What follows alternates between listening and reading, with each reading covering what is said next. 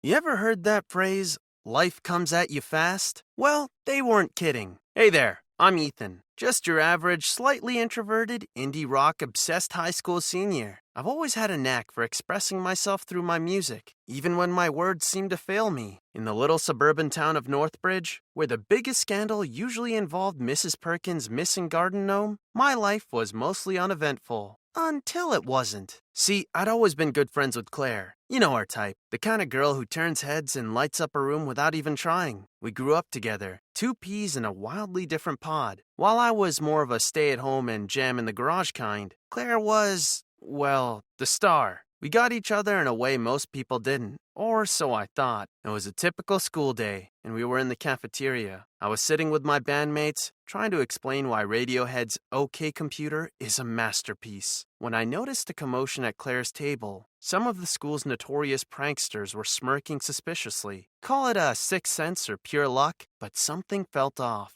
Seeing Claire walk unsuspectingly towards the epicenter of the imminent potato explosion, I felt a rush of adrenaline. Without thinking, I jumped up and dashed towards her, clumsily knocking into her and taking the mashed potato explosion myself. As I stood there, drenched in mashed potatoes, I tried to laugh it off. Hey, mashed potatoes are in this season. Didn't you know? I said, grinning at a surprised Claire. The cafeteria erupted into laughter, but I noticed Claire's eyes, a mixture of gratitude and surprise. Ethan, you, she stammered, but the words got lost in the uproar. A couple of days later, still smelling slightly like a potato, I decided to go all in. Using the incident as a bizarre form of courage, I shared the song I'd written for Claire. It was my raw feelings translated into melody, a piece of my heart set to the tune of my indie rock world. Claire, there's a song I wrote for you, I confessed, my guitar resonating with my racing heart. Ethan, she said after what felt like an eternity, you're a great friend, and I don't want to lose that. Just like that, the euphoria of my brave confession was replaced by the bitter taste of unrequited love. Ouch! And then things started to get even more twisted. Enter Sophia and Lily, the twins as different as night and day. Ethan, can we talk? It was Sophia, her voice as soft as the pastel colors she loved to paint with. We were in the art room after school, surrounded by the smell of oil paint and turpentine. Sure, Sophia, what's up? Well, she began, her fingers nervously brushing against the edge of her paint-splattered smock. I, heard the song you wrote for Claire. It's beautiful, Ethan. Thanks, Sophia. It's a bummer she didn't feel the same, I said, attempting a grin. Yeah, about that, she said, her eyes suddenly finding interest in a paint blob on the floor. Would you like to come to the summer festival with me? Wait, what? I blurted out. Did Sophia just ask me out? Yeah, only if you want to. Never mind, forget it. But wait, there's more. You'd think one twin asking me out was shocking enough, right? Wrong. The universe seemed to have a twisted sense of humor. The next day, as I was making my way to band practice, I felt a sudden thump. I found myself sprawled on the grass, a soccer ball rolling away from me. Guess who it was? Yep, you guessed it, Lily, with her wide grin and an apologetic expression. Sorry, Ethan, didn't see you there, she chuckled, offering me a hand. No worries, I was planning on getting grass stains on my jeans today anyway, I quipped, brushing off the dirt. You're funny. You know, we could use someone like you on our soccer team, she said, nudging the soccer ball with her foot. Me? Soccer? I'm more likely to trip over the ball than actually kick it, I replied, shaking my head. Guess we'll find out at the summer festival. If you're up for the challenge, of course, she retorted, grinning widely. Now, at this point, I could have laughed it off as just another classic Lily joke, but something in her eyes told me she was serious. This was an invite to the same festival, the one Sophia asked me to. Then, Claire swooped back in. Ethan, we need to talk, she said one day, her voice sounding oddly serious. All right, let's dive back into the whirlpool of my life.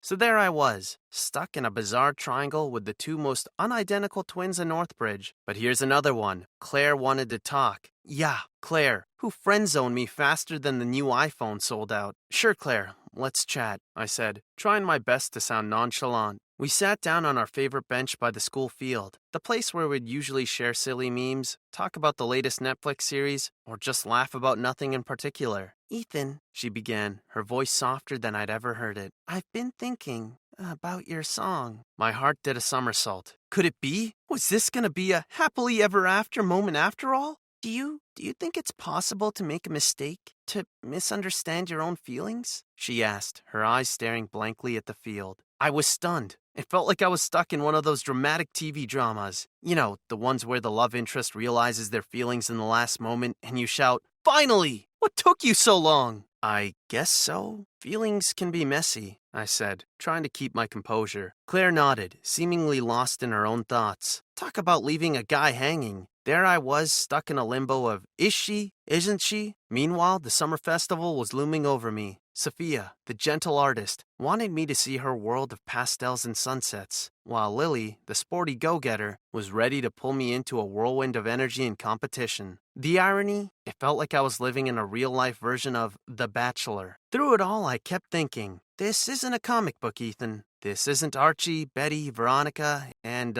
second Betty. Before I knew it, the day of the festival arrived. The whole town was buzzing with excitement, a million lights twinkling like stars on Earth. Was I ready to face the music, or was it going to play a different tune altogether? The festival was the epitome of chaos and color. I felt like I was smack in the middle of a pop-up book, surrounded by bursts of laughter, excitement, and the smell of cotton candy. I was accompanied by Sophia and Lily, which, let's face it, was about as awkward as running into your boss at a Star Wars cosplay event. This is not the coworker you're looking for. I can't believe I let you guys talk me into this, I said, adjusting my goofy festival hat. The girls had insisted, saying it was the, spirit of the festival. It was definitely something. Sophia giggled, her eyes sparkling in a way that I'd never noticed before. Oh, come on, Ethan. You look interesting. And by interesting, she means ridiculous, Lily quipped, her laughter joining Sophia's. But something odd happened in that moment. I felt light, free,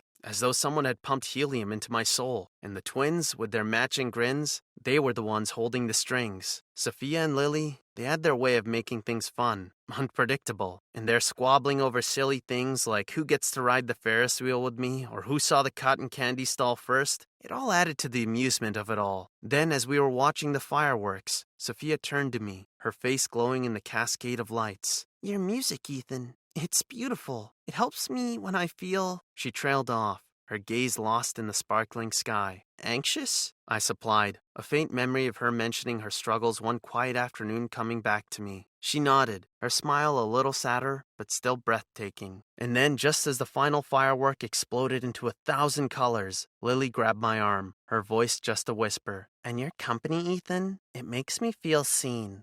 All of a sudden, my phone pinged. One message. Claire. It read, "We need to talk. Tomorrow. Please." Just like the fireworks, my mind exploded into a whirlwind of thoughts. Caught up in the afterglow of the fireworks, we all decided to extend the evening at the town's 24-hour diner, a favorite haunt of ours after any social event. Sophia and Lily were deep in a conversation about a new TV series, their heads bowed together in that familiar twin-like unity. Flashback to the good old times, Ethan? The voice startled me. It was Lily, her eyes shining with curiosity and something else I couldn't quite place. Just some school stuff, I answered, my heart skipping a beat. There was a tension in the air, one that I couldn't shake off. Lily sighed, a hint of sadness in her voice. Sophia likes you, you know, and not in the "you're our hero" way. More like a heart emoji eyes way. My stomach flipped. I didn't realize. I did, because... She paused, looking away. I feel the same way. The diner was suddenly too small, the silence too loud, and my feelings too complicated.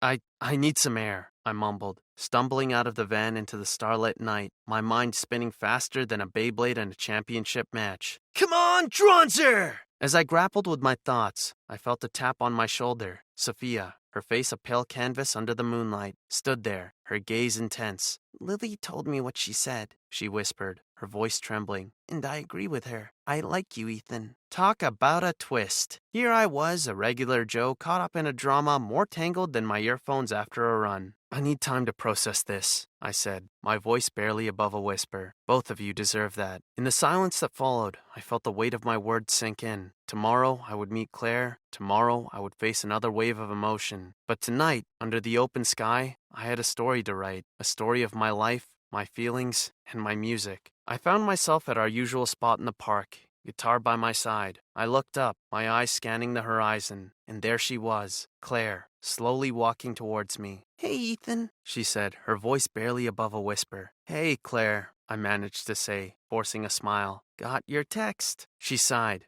tucking a loose strand of hair behind her ear. I didn't know how else to say it." "Well, you could have said it before you dropped the world's biggest friend zone bomb." "You're right, I should have. I just didn't want to ruin our friendship." "Well, it's a little late for that, isn't it?" The silence between us was heavy. We just sat there, lost in our own thoughts. After what felt like an eternity, Claire finally spoke. "Ethan, I don't want to lose you. I don't want to lose you either, Claire. But I can't just pretend that my feelings for you don't exist." "I know," she whispered, "and I need to figure out my own feelings too." I looked at her then, really looked at her, and for the first time, I didn't see the girl I'd been pining after these years. I saw Claire, my friend, who was just as confused and hurt as I was.